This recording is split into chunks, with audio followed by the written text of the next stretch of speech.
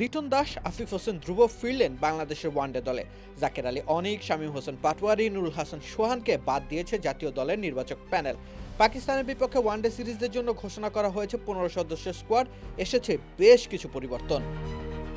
Bangladesh cricket league one day ফরম্যাটের tournament দারুণ প্রভাবক হিসেবে কাজ করেছে স্কোয়াড নির্বাচনের ক্ষেত্রে।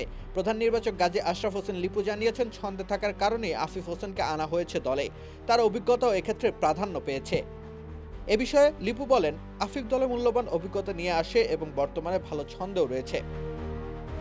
এছাড়া লিটন বিসিএল এ নিজের সামর্থ্যের প্রতি সুবিচার করতে পারেননি, তবুও তাকে সুযোগ দেওয়া হয়েছে। এক্ষেত্রে প্রধান নির্বাচকের বক্তব্য হচ্ছে, সাম্প্রতিক ওয়ানডেগুলোতে লিটন দাস হয়তো তার সেরা খেলাটা খেলতে পারেনি, কিন্তু এই ফরম্যাটে প্রায় 100 আন্তর্জাতিক ম্যাচের অভিজ্ঞতাকে তো উপেক্ষা করা যায় না। নিজের খেলায় উন্নতির জন্য সে কোচদের সঙ্গে ঘনিষ্ঠভাবে কাজ করছে।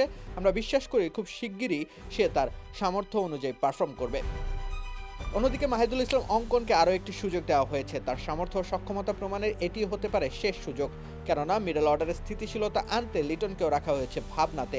তাছাড়া ওয়েস্ট ইন্ডিজের বিপক্ষে সিরিজ থেকে বাদ পড়েছেন তানজিম হাসান সাকিব, তার বদলে এসেছেন নাহিদ রানা। মূলত পিঠের ইনজুরির কারণেই সাকিবকে দেওয়া হয়েছে বিশ্রাম। হাসান মাহমুদ বাদ পড়েছেন ডান হাতের কনুইতে ইনজুরি থাকার কারণে। নাসুম আহমেদও সুযোগ পাননি। অন্যদিকে সাকিব আল হাসানকে ঘিরে নানা জল্পনা কল্পনা তৈরি হলেও তার বিষয়ে কোনো সুস্পষ্ট নির্দেশনা মেলেনি বাংলাদেশ ক্রিকেট বোর্ড থেকে।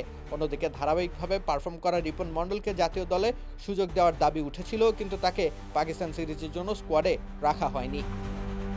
মেহেদী হাসান মিরাজের নেতৃত্বে ঘোষিত 15 সদস্যের দলে রয়েছেন লিটন দাস, সাইফ হাসান, সৌম্য সরকার, নাজমুল হোসেন শান্ত, তানজিদ হাসান তামিম, তাওহিদ হৃদয়, আফিফ হোসেন ধ্রুব, মাহিদুল ইসলাম অঙ্কন, রিশাদ হোসেন, তানভীর ইসলাম, মুস্তাফিজুর রহমান, তাসকিন আহমেদ, শরীফুল ইসলাম ও নাহিদ রানা। রাকিব হোসেন রুম্মান, খেলা 71।